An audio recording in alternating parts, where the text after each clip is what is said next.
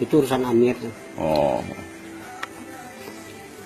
Jadi sebenarnya nama kakek Mustamar, nama cucu siapa? Oni saya. Oni. Oh. Kita bersaudara. Oh. Dengan kalimat la ilaha illallah Muhammad Rasulullah.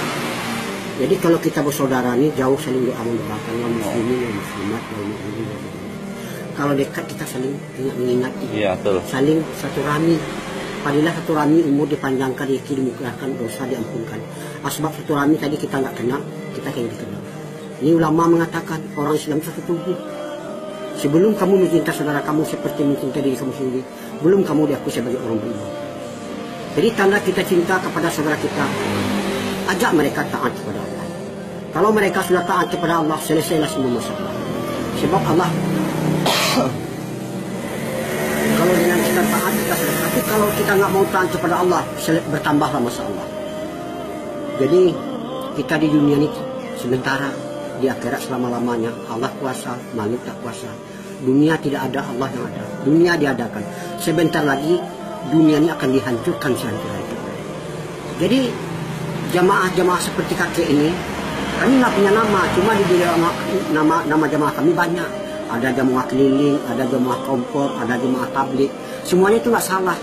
Yang Islam ini nggak boleh di kelompok-kelompok.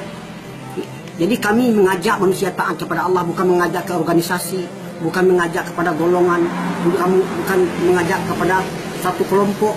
Itu kalau seperti itu memecah umat. Tapi kalau mengajak taat kepada Allah, menyatukan umat.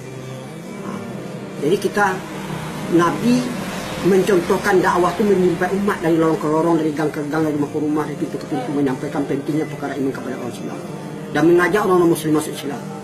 Itu dakwah yang dicontohkan Nabi. Tapi ceramah di masjid itu namanya ta'lim wa ta'lum, untuk yang tobat. Mungkin ada saudara kita yang lalai, yang lupa. Banyak sekarang di tempat-tempat lain dia mengaku Islam tapi nggak sholat. Ini maksiat yang belum terbencar. Bagi yang tidak mendirikan sholat, itulah orang yang meruntuh agama. Bagi orang mendirikan sholat, itulah orang mendirikan agama.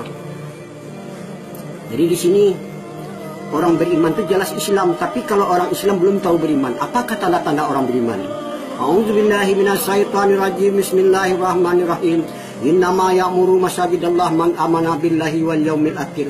Sesungguhnya yang memakmurkan masjid-masjid Allah adalah orang yang beriman, orang yang percaya ayat surat At-Taubah ayat 18. Barang siapa akrab dengan masjid, Allah akan akrab dengan mereka.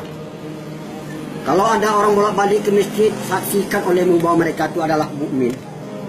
Wahai malaikatku, kamu lihat nggak tetangga-tetanggaku? Siapa tetangga-tetanggamu? Orang selalu memakmurkan masjid. Sebab masjid itu adalah jantungnya kampung, taman-tamannya surga, benteng-bentengnya orang Islam, rumah-rumahnya Allah. Jadi kalau kita datang ke masjid, otomatis kita dimuliakan oleh Allah. Jadi ibadah yang paling cinta adalah itu sholat di awal waktu, di mana azan dikumandangkan. Jadi sholat perintah Allah, berjemaah sunnah Nabi. Jadi kalau kita sholat berjemaah dapat 27. Dapat sholat sendiri dapat 1. Mana yang mau kita uang 1000 dari 27.000. Jadi kita selalu menafikan dunia, menisbatkan Allah. Jadi dunia ini sifatnya menggoda. Kalau kita tertipu oleh dunia, nanti kita akan menyesal. Kadang-kadang ada orang Islam sekarang tergila-gila oleh dunia, ibadah ditinggal. Padahal dalam perintah ada kejayaan, ada kebahagiaan, ada kesusahan. Jadi kami dalam rangka menjalankan yang di dalam Al-Quran berbunyi, kalian adalah sebaik-baik umat dilahirkan untuk sekali manusia untuk beramal ma'ruf munkar dan berimanlah kamu kepada Allah. Al-Imran 10. Dan harus ada satu golongan umat untuk mengajak manusia taat kepada Allah. Al-Imran 4. Jika kamu tolong agamaku, aku akan tolong kamu. Itu Al-Quran. Maukah kamu kutunjuki usaha tidak ada rugi-ruginya untuk melepaskan kamu dari azab sangat pedih, berjihad dan berjuang dalam Allah, jalan Allah dengan harta dan dirinya. Itu Al-Quran. Di sini karena kita bersaudara, orang Islam itu satu tubuh. Jangan kamu menghina sesuatu kaum, belum tahu mereka itu ina, entah lebih ina engkau di sisiku, kata Allah. Itu Al-Quran. Jadi kakek sampai ke sini ini bukan kehendak kakek. Kakek ini orang Sumatera Barat dari Padang. Jadi kakek tinggal di Padang, istri kakek tinggal di Jakarta. Jadi kakek gabung sama jamaah Jakarta, ada 4 pasang. Rupanya kakek dikirim ke Jawa Timur, yaitu ke Jember, ke Banyuwangi. Kalau nggak sebab ini, saya mungkin nggak sampai, nggak ketemu sama Ani ya, Tony ya. Jadi mudah-mudahan itulah pesan kakek.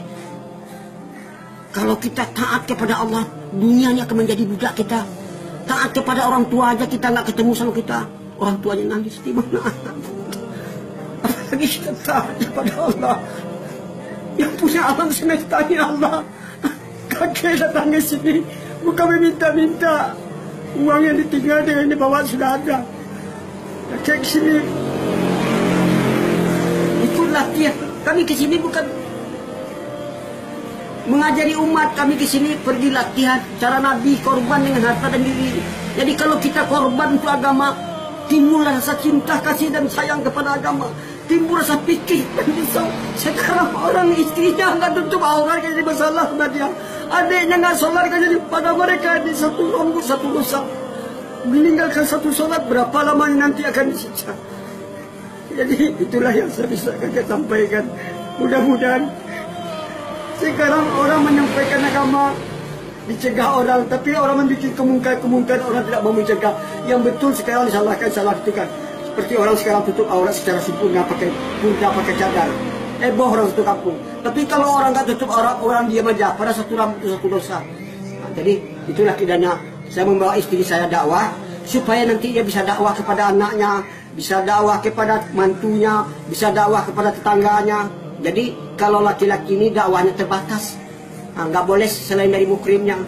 Tapi kalau istri kita sudah ikut, dia boleh dakwah kepada siapa saja yang menikah, yang masuk ke rumahnya. Itulah yang bisa saya sampaikan. Kakek ini orang bodoh, kakek bukan ulama, kakek ini belajar menghidupkan sunnah. Man ahya sunnati faqad abani wa man ahabani kana ma dia jannah. Nah, siapa menghidupkan sunnah aku berarti dia cinta kepada surga. Siapa yang cinta kepada aku sama-sama ke surga. Jadi pakaian yang terakhir ini pakai sunnah nih. Nabi itu pakai sorban, pakai jenggot, pakai jubah di atas mata kaki. Ini namanya surah. Kalau sariroh itu surah, siroh. Siroh itu cara Nabi berpakaian, budi pekertinya, pikir dan risaunya. Jadi surah sariroh ini yang jarang dibahas orang sekarang. Nah, inilah. Jadi mudah-mudahan pesan kakek sama Hani itu aja. Jagalah sholat di awal. Kalau kita mau ke masjid itu mengajar ayat sholatnya dengan khidmat kasih sayang, dengan mengajak kita dapat pahala. Kalau diikut sebanyak dia dapat segitu juga kita dapat, tapi nggak merugikan kepada mereka. Assalamualaikum warahmatullahi wabarakatuh.